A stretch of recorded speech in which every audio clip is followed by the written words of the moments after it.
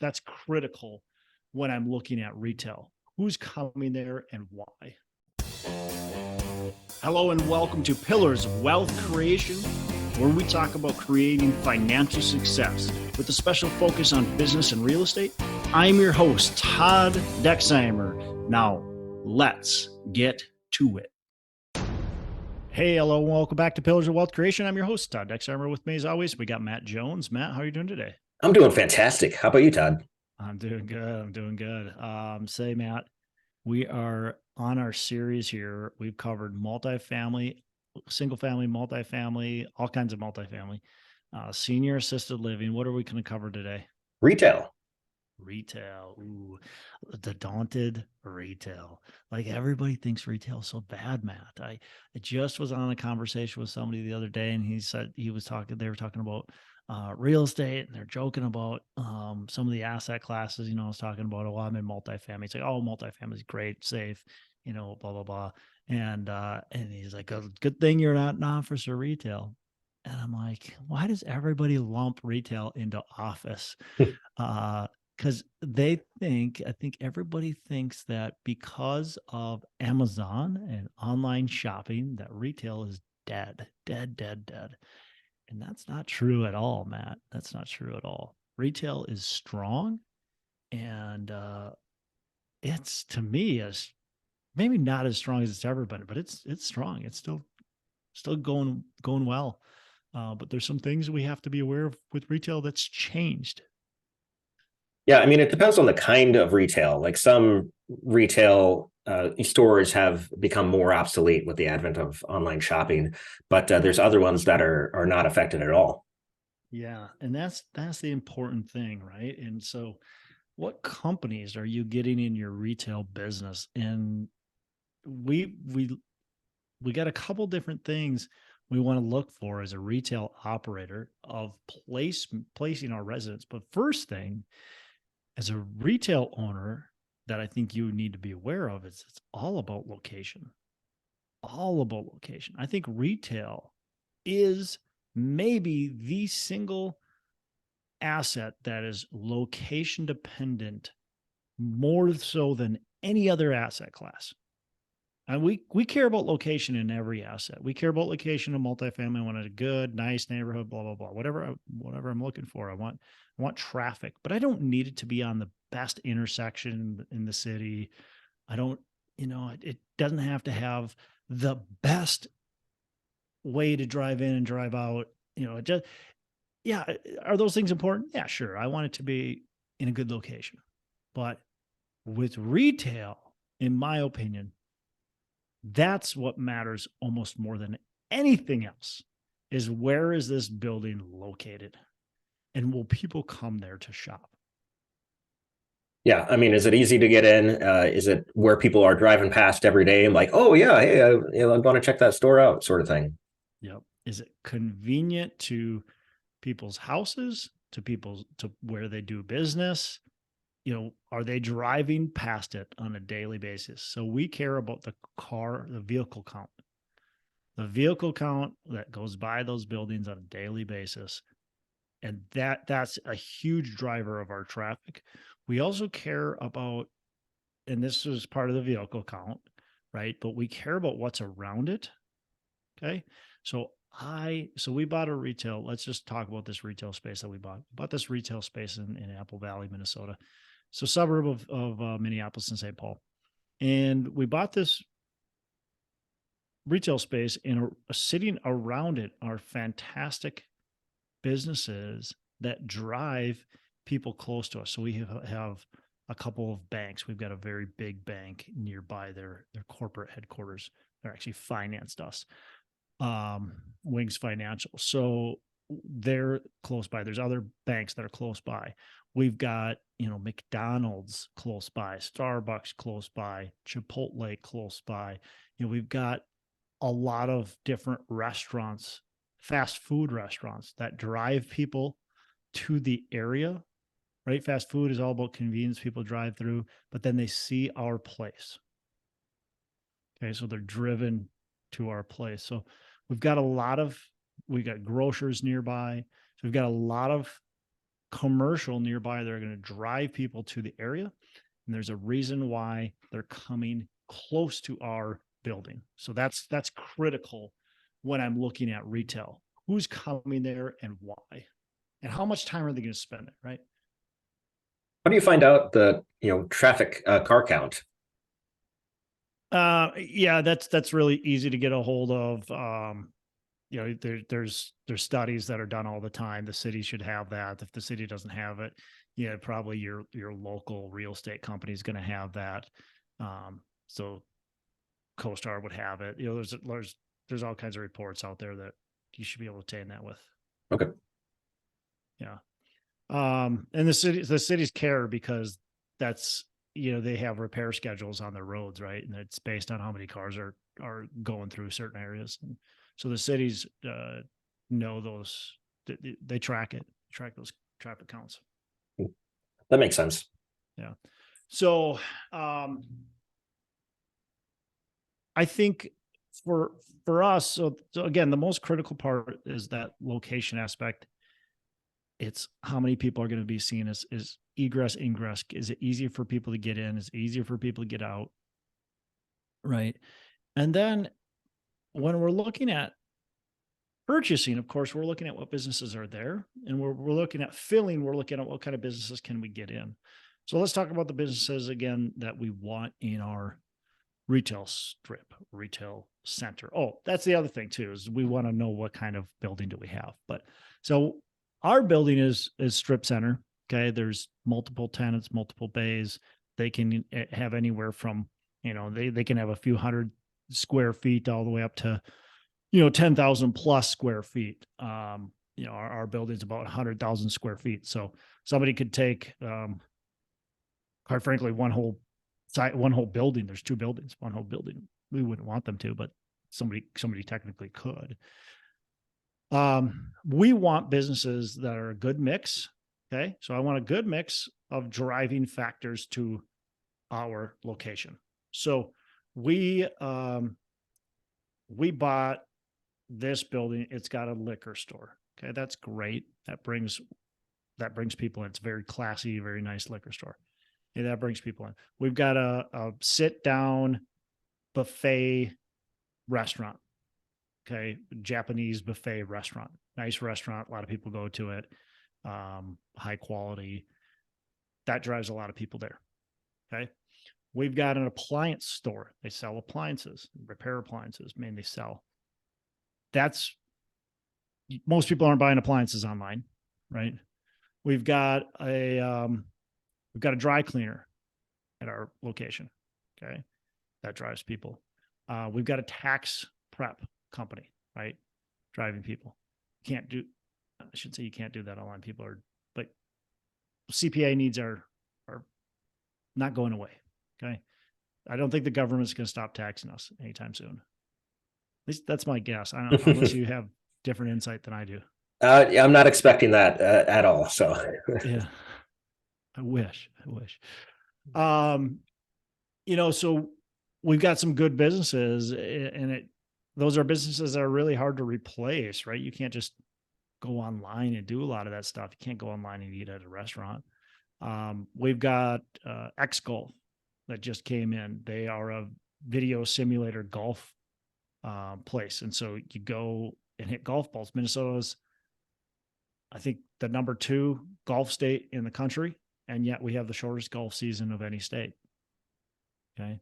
So people like to play golf here. They like to hit clubs, and they're going to go there and they're going to hang out for a while. And that's going to drive business to the rest of the retail around.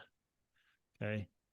And then we're looking at other restaurants. We're looking at other businesses. We've got a fitness and kind of rehab business that's looking there. So anything you can do to drive customers into the other businesses are there. And so we like variety. We like restaurants. We like service-based businesses that you can't replace, right? Hard to replace.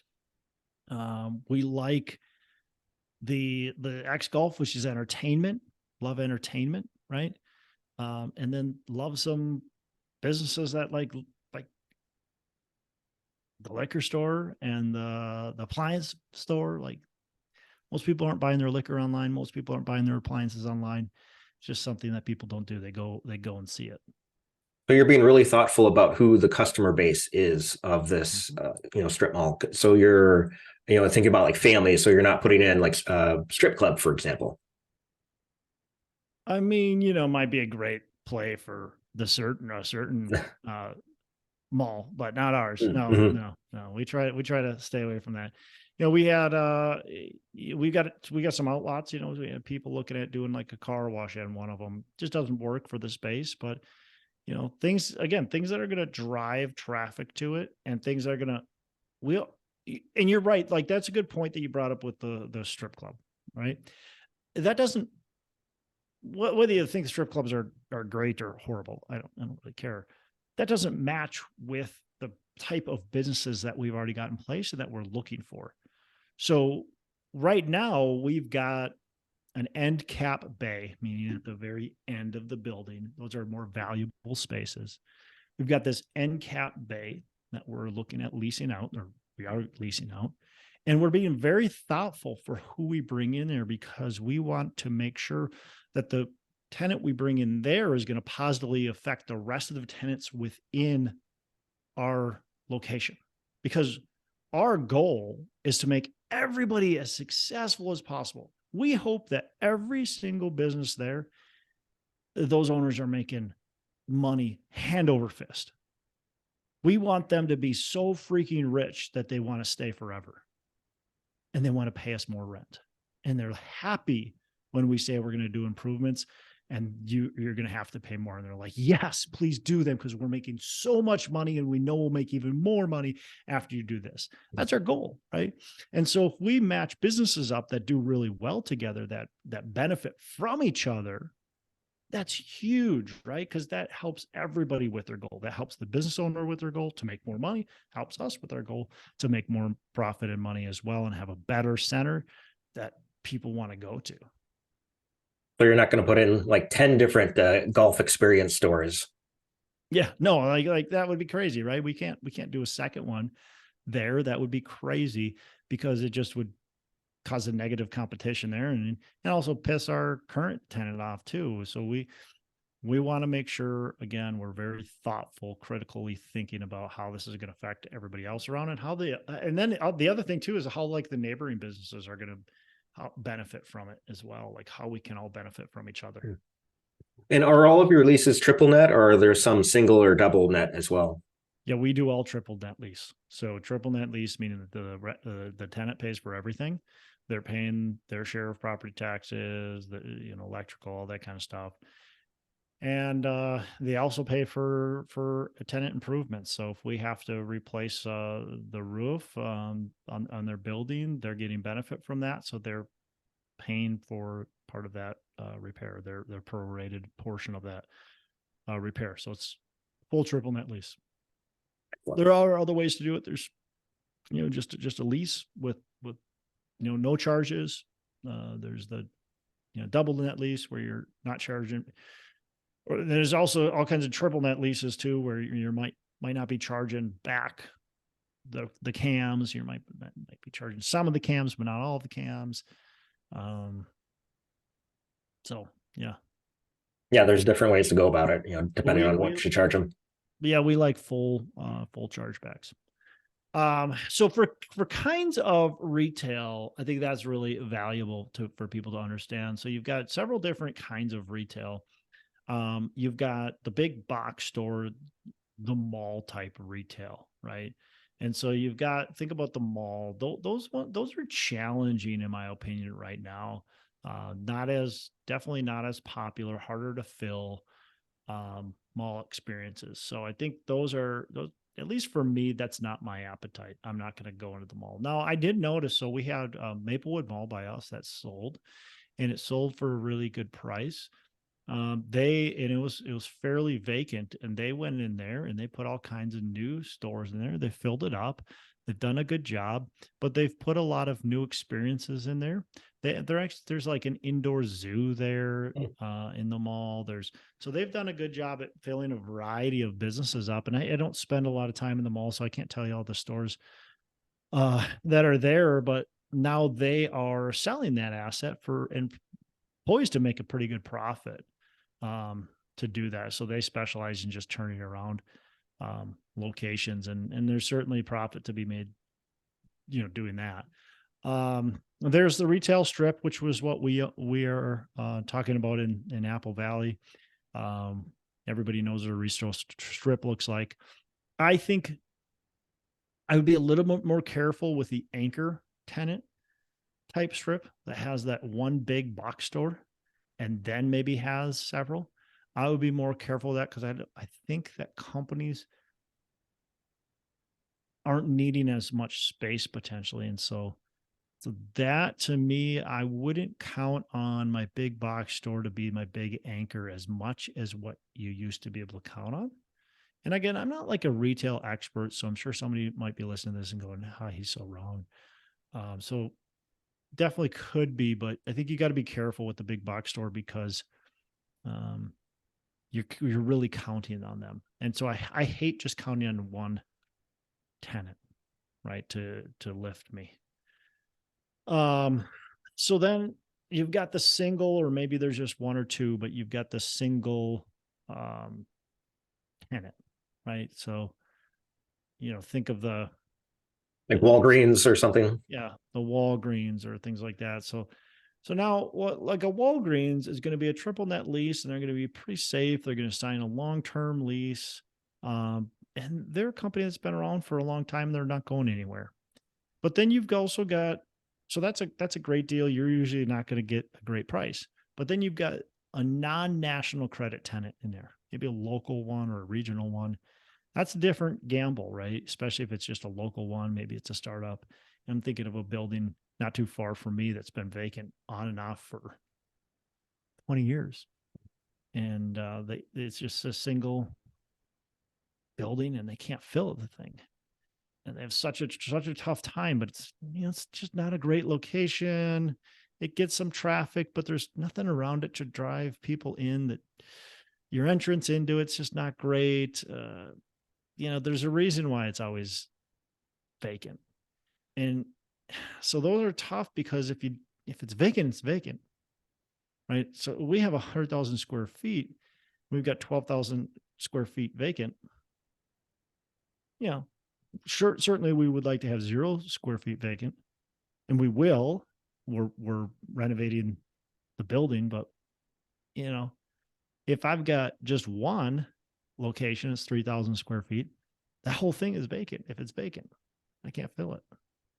So you really got to think about the single net or single tenant building and what's there, what's currently there, and what's going to continue to be there.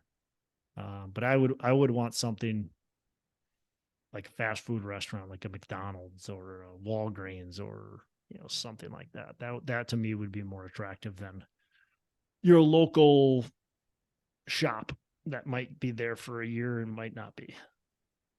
Yeah, I know a fair amount of people who focus on triple net and they just love it, because it's a lot easier to manage than multifamily or like senior assisted living. And maybe you don't make as much money as you could potentially with some other asset classes, but it's very, if you do it right, it's pretty secure and stable.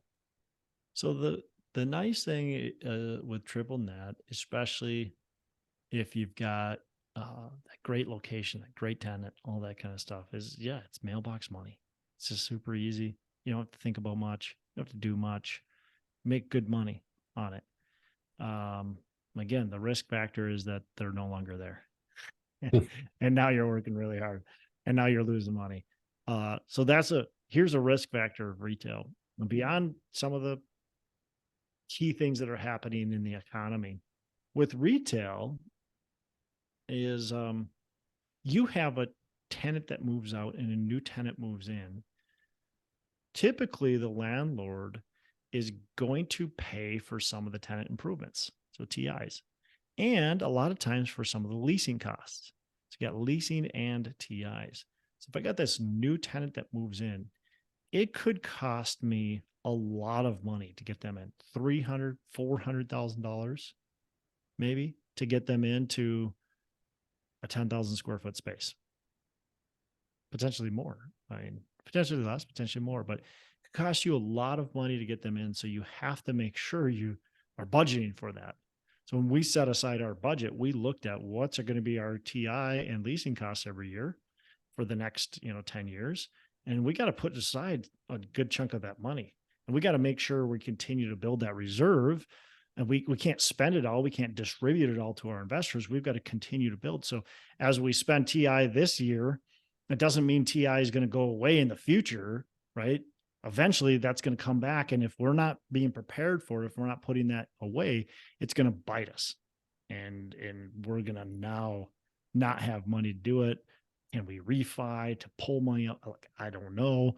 So that's something that I think people get caught with, is, oh crap, I got to spend $300,000 just to get this tenant in. I don't have that money. I got to find a tenant that won't ask for that. Well, you're probably going to find a low credit tenant, some of you maybe don't want. All of a sudden you're filling it this space. You could have had, you could have had Walgreens and now you got, Jimbo's shrimp shop. He's just trying his hand at business. He used to work for a tech company. He's trying to shrimp, so that's, that's a danger that I think a lot of people forget about. One of the things I love about commercial, retail, industrial, even offices, you're dealing with professionals, right? Business owners. And so they've got a different mindset than your typical residential renter. And, I think there's a lot of people who focus on wholesaling like single families or duplexes, but not a lot of people know that you can wholesale retail as well, but make a lot more money per property than wholesaling single family. Yeah, definitely a profitable thing. Obviously you've got to be, I think, a little bit more knowledgeable than I think single family is easy because it's so safe. Like everybody knows how to buy and sell houses, and it's pretty, there's a lot of investors out there for it. And it's easy to come up with valuations because we have tons of comps, right? Where retail is a little bit more difficult to come up with the comps. We can come up on a per square foot basis, but is it really? Because we got different locations, different styles, different, this and that and the other thing. So it's a little more difficult. So you really have to know what you're doing to do it. But it's very profitable to wholesale or flip retail if you can do it right. So, well, cool, man. I don't have anything else. Do you? No, that's it for today. Awesome. We covered a lot. So retail, dig into it if you like it. I love it for the right, the right location, the right opportunity. I think it's a great asset class. So Matt, you have a fantastic rest of the day. Make every day Saturday. Thanks, you too. Hey, thanks so much for listening. I appreciate you being a loyal listener. I would love to have you go on to our Facebook page and subscribe, give us a thumbs up, go on to iTunes or wherever you listen and give us a rating and review. Don't forget to subscribe.